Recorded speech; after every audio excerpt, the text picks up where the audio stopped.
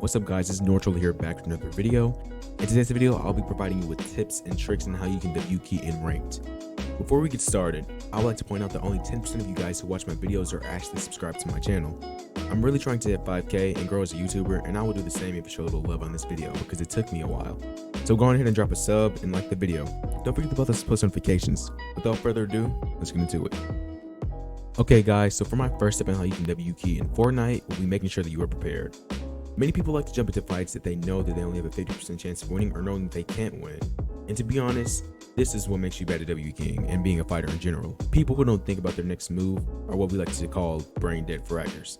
They have no type of in-game sense and they like to push knowing that they can't handle the fight and that they might die. Rather than W keying, they are getting themselves into a death sentence.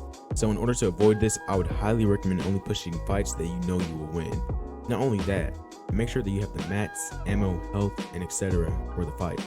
Don't be like most people in Fortnite and die because they are trying to quote-unquote frag out. Be the smart player in the mix when W keying. For my next tip, I'll explain to you how to actually start a fight in ranked. In Fortnite, there are a lot of long-range weapons. So if you're not really a good sniper, I would recommend pushing forward when you're closer to that person.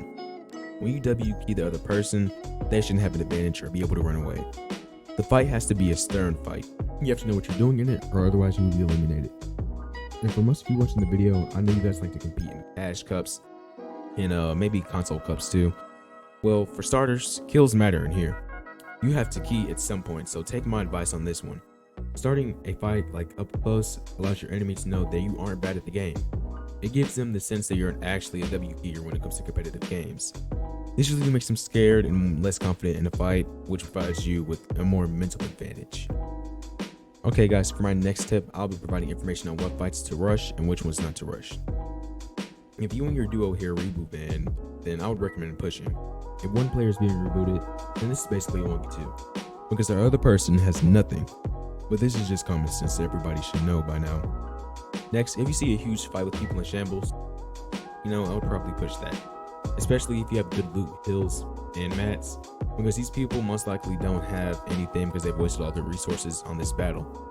So this will provide you with the advantage to maybe swoop in and grab you a few kills, which is also called cleaning up. There's a low chance that you will die in this situation, especially if you're fighting on Loop Island. The players up there, they're usually in shambles after like 5 minutes. The battle is basically as high as where the rift spawns as well. But guys, you just have to learn how to fight and just not die when you're up there. You have to know which fights to push and which ones to not. Like if somebody's in a box or something and they're resing their teammate with a slurp on and you're just a solo who probably only has like 2 minis, then you shouldn't really push that because they one have a slurp going on, which is probably the most OP thing in the game for healing wise. But yeah guys, you have to have your sense, you have to have your in-game sense when you're pushing a fight like that. Okay guys, so next we're going to talk about how to play in-game and ranked. Usually in the diamond to unreal lobbies towards in-game, it will turn into a scrim. I'm saying this because some of the most skilled players are in between these ranks, but you won't see a scrim in unreal really. But if you've ever been in diamond lobbies, you will know that that zone will be huge and there's just a whole bunch of people in that zone, and then it gets really, really small out of nowhere. So I would recommend carrying maybe that explosive rifle if you can, or just something that you can long distance like a flapjack or MK. Those things, they hit hard, especially those explosive rifles. They can hit 133 in the head. In general, just have a long range gun really. Also have some type of mobility because you can W key, but the only mobility in the game would be launch pads or cars at this point, or the wind tunnels. So you gotta get on somebody when they least expect it. Since there isn't ODM gear in the game anymore, then you would probably get everywhere by foot, either that or a car. So just make sure think that when rotating and fighting. Okay guys, for my last and final tip on how you can become a great W keyer in Fortnite is by playing with a teammate. If you're in ranked and you're actually trying to drop a decent amount of kills, having a teammate will double or probably triple your kills. Also, it is proven to give you a confidence boost while fighting. Let's be honest, no one in here likes to play solos without talking to someone at least.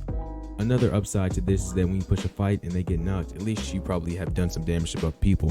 Hopefully you've knocked one and your teammate can just come and finish off your work, and there are 2 free kills right there. If you want to W key and drop a lot of kills, then playing duos or squads would definitely be the best fit for you, especially if you do bad in solos. Thank you guys for watching my video. If you did enjoy, do make sure that you subscribe because I'm on the road to 5,000 subscribers. Also, go on ahead and like the video and don't forget to turn on those post notifications. If you want to support me even more, the link to my Discord server will be in the description. And until next time, peace.